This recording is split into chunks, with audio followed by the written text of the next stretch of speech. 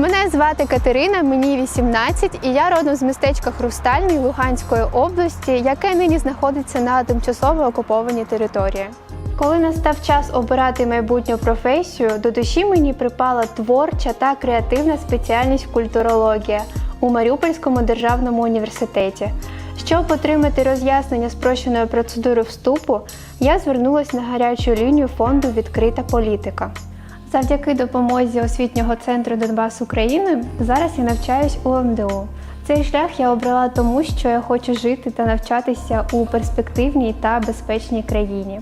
Я впевнена, що я зможу втілити всі свої мрії та цілі в реальність.